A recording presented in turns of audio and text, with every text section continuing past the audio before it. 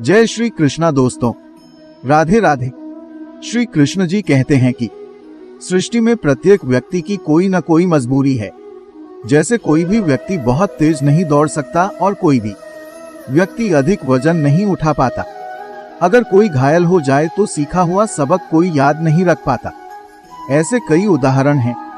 क्या आप किसी ऐसे शख्स को जानते हैं जिसके पास सब कुछ है और हम जीवन की उसी एक मजबूरी को जीवन का केंद्र मानते हैं? इस कारण हृदय में सदैव दुख बना रहता है। इंसान को मजबूरी संयोग से या जन्म से मिलती है, लेकिन इंसान उस मजबूरी को अपनी सीमा बना लेता है। लेकिन कुछ लोग ऐसे भी होते हैं जो अपनी कोशिशों और मेहनत से उस मजबूरी को हरा देते हैं। उनमें और अन्य लोगों में क्या अंतर है? क्या आपने इस बारे में कभी सोचा?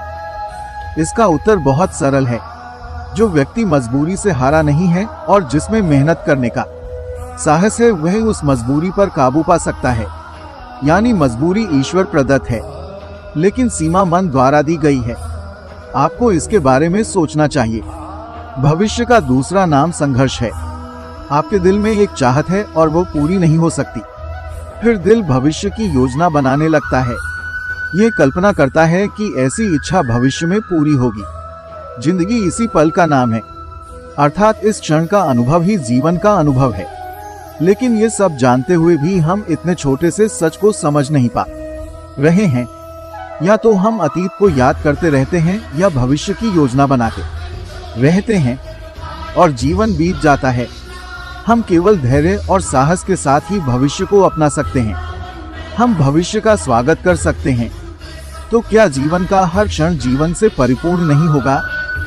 इस बारे में आप खुद सोचिए। ज्ञान सदैव समर्पण से ही प्राप्त होता है, ये तो हम सब जानते हैं। क्या हमने कभी इस बारे में सोचा है? मनुष्य का मन हमेशा ज्ञान प्राप्ति में तरह तरह की बाधाएं उत्पन्न करता रहता है। कभी कभी हमें दूसरे विद्यार्थी से ईर्ष्या होने लगती है। कभी कभी हमें अपने द्वारा पढ़े गए पाठ के बारे में संदेह होता है और कभी कभी गुरु द्वारा दिया गया दंड हमें अहंकार से भर देता है। बताओ, ऐसा नहीं होता क्या? न जाने कितने विचार मन को भ्रमित करते हैं। मन की उपयुक्त स्थिति समर्पण से ही प्राप्त होती है।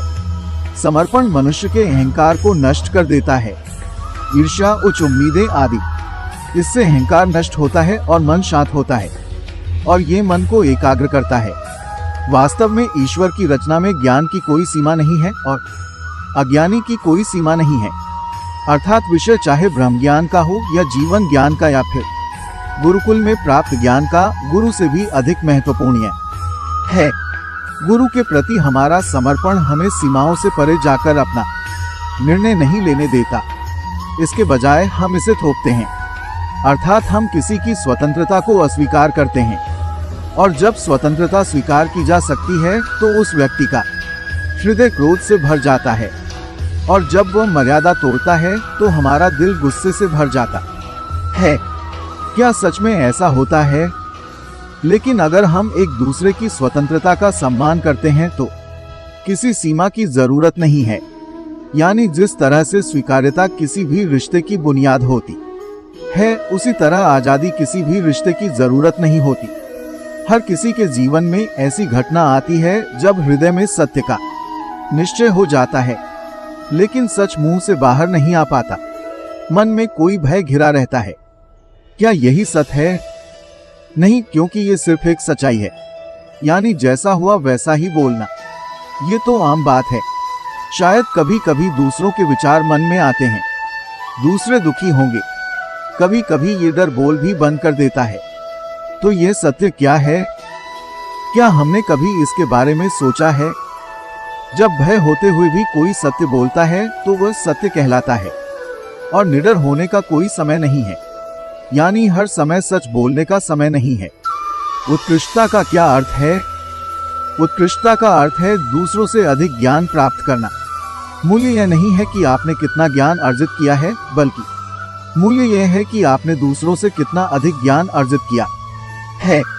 अर्थात श्रेष्ठता की चाह विद्वान को भी प्रतिस्पर्धी बना देती है। और इस प्रतियोगिता में अंतिम जीत कब है? कुछ समय के लिए कोई सर्वश्रेष्ठ हो सकता है, लेकिन कोई भी हमेशा के लिए सर्वश्रेष्ठ नहीं हो सकता। तभी असंतोष, पीड़ा और संघर्ष का जन्म होता है। लेकिन अगर आप सर्वश्रेष्ठ बनने के बजाय सर्वश्रेष्ठ बनने की कोशिश करेंगे तो क्या होगा? उत्कृष्टता का अर्थ दूसरों से अधिक पाने की इच्छा से नहीं, बल्कि आत्मा की संतुष्टि के लिए कुछ पाने की इच्छा से सब कुछ हासिल करना है। उत्कृष्टता के पथ पर व्यक्ति दूसरों से प्रतिस्पर्धा नहीं करता, बल्कि स्वयं से प्रतिस्पर्धा करता है। अर्थात जो सर्वश्रेष्ठ बनने का प्रयास करता है वह देर सवेर सारा ज्ञान प्राप्त कर लेता है। जो प्रयास करता है वह सर्वश्रेष्ठ बन जाता है, लेकिन जो सर्वश्रेष्ठ बनने का प्रयास करता है वह कभी सर्वश्रेष्ठ नहीं बनता और न ही कभी सर्वश्रेष्ठ बन पाता है। सपनों और पूर्वाभास के संकेत पर हम भविष्य के सुख दुख की कल्पना करते हैं। दुख के कारण को दूर करने के लिए हम आज से ही योजना बनाना शुरू कर देते हैं, लेकिन हम कभी नहीं पूछते कि कल की परेशानी दूर करने से हमें फायदा होगा या नुकसान। सच तो यह है कि मुसीबत और उसका समाधान मानवता और ब्रह्मांड दोनों के लिए एक साथ काम करते हैं। अपने अतीत को याद करें और इतिहास को देखें। आपको तुरंत एहसास होगा कि जब भी कोई समस्या होती है तो उसका समाधान भी होता है, उस समय उसे दूर करने की शक्ति भी जन्म लेती है। यही दुनिया का दस्तूर है। वास्तव में परेशानी ही शक्ति के जन्म का कारण है। हर व्यक्ति जब मुसीबत से बाहर निकलता है तो एक कदम आगे होता है। वह और अधिक चमकता है। वह अधिक आत्मविश्वास से भरा होता है, न सिर्फ अपने लिए बल्कि दुनिया के लिए भी। क्या यह सच नहीं है? वास्तव में मुसीबत का जन्म ही अवसर का जन्म होता है। खुद को बदलने का मौका, अपने विचारों को ऊपर उठाने का अवसर। जो ऐसा करने में सक्षम होता है उसे किसी परेशानी का सामना नहीं करना पड़ता, परंतु जो ऐसा नहीं कर पाता वह स्वयं संसार के लिए संकट है। इसके बारे में जरूर सोचें। जीवन का हर क्षण निर्णय का क्षण है और निर्णय अपना प्रभाव छोड़ता है। आज के निर्णय भविष्य में सुख या दुख उत्पन्न करते हैं, न केवल अपने लिए बल्कि अपने परिवार के लिए भी, यहाँ तक कि आपकी आने वाली पीढ़ियों के लिए भी। जब कोई समस्या आती है तो मन चिंतित हो जाता है। यह डर से भरा हुआ है।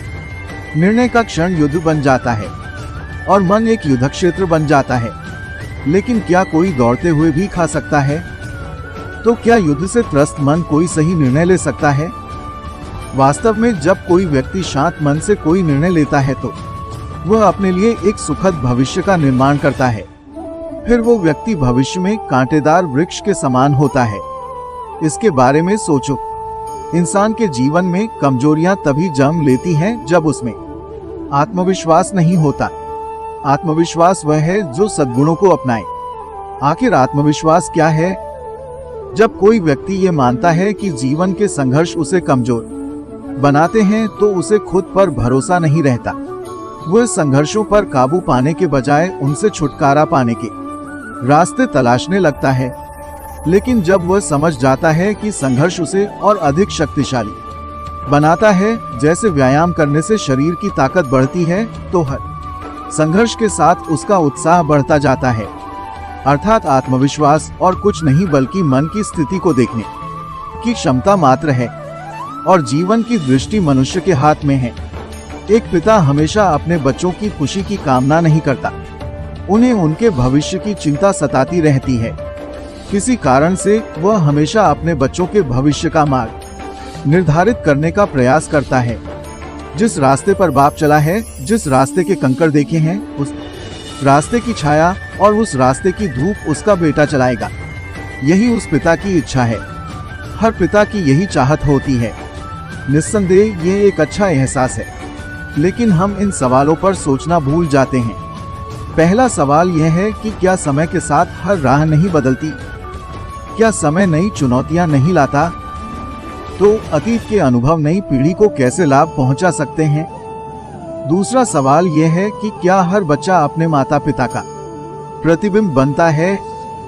हाँ, माता पिता बच्चों को संस्कार जरूर देते हैं, लेकिन आंतरिक शक्ति भगवान ने दी है। तो जिस रास्ते पर पिता सफल हुए हैं, क्या आपको विश्वास है कि उनके बच्चे भी उस रास्ते पर सफल होंगे और खुशियां हासिल करेंगे? तीसरा प्रश्न यह है कि क्या जीवन के संघर्ष और चुनौतियां लाभकारी नहीं हो जाती?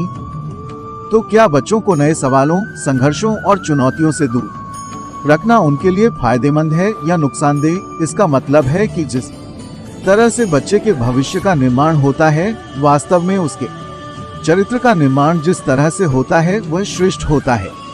यानी इसी तरह उन्हें नए संघर्षों से लड़ने का मानसिक विज्ञान देना भी बेहतर है। इसके बारे में आप खुद सोचिए। दोस्तों, अगर आप इस वीडियो पर नए हो तो वीडियो को लाइक करके चैनल को सब्सक्राइब कर दें और कमेंट में जय श्री कृष्णा अवश्य लिखें। धन्यवाद। आपका दिन शुभ हो। ये सभी आज के लिए है। कल मिलते हैं एक नए वीडियो के साथ।